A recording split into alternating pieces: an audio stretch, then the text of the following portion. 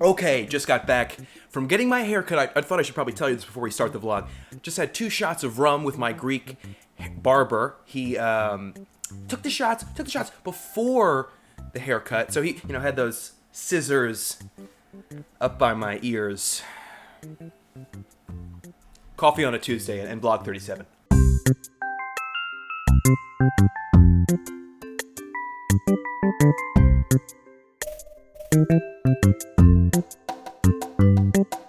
.3D movies. Please, just stop making them. So, last week the new Judge Dredd movie came out, and I was excited because it looked like the old faithful fare of gratuitous slow-motion violence and explosions. And the 1995 one with Stallone is Bowser. You betray the law! So, I was ready to fandango some ticks when my friend and General Sad News Susan, Elias, told me that it was only showing in 3D. Only 3D? Surely there has to be a 2D showing somewhere.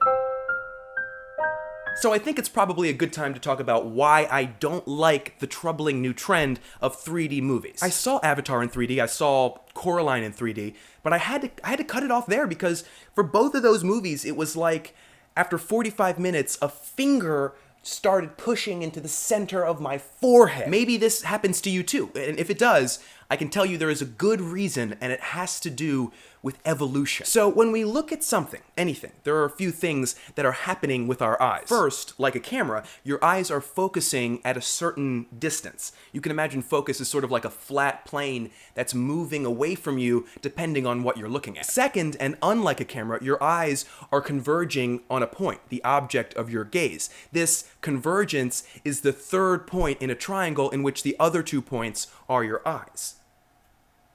Triangle. For the hundreds of thousands of years that humans have been pottering around, and for the many more millions of years in the history of eyes, the focus point and the convergence point have always been the same. But when you're sitting in a theater watching a 3D movie, things are a bit different.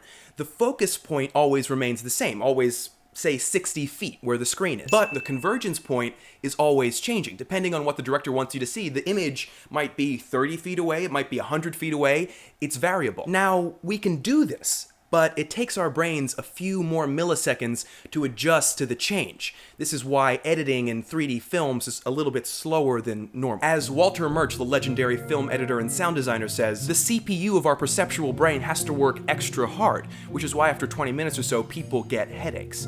They're doing something that 600 million years of evolution never prepared them for. So if you're getting headaches in 3D films, it's not your fault. It's Charles Darwin's fault.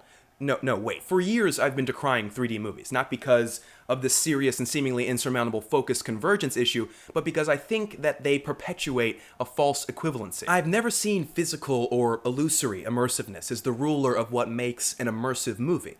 Some of my favorite 2D movies are pretty three-dimensional in their own right, and nothing in those ever pops out of the screen. And this applies to gratuitous action movies, too. I mean, in order to catch him, he must become him. I never broke the law! I am the law! Huge scissors. He's cutting by my ears. And I was like his 30th cut of the day, so... yeah.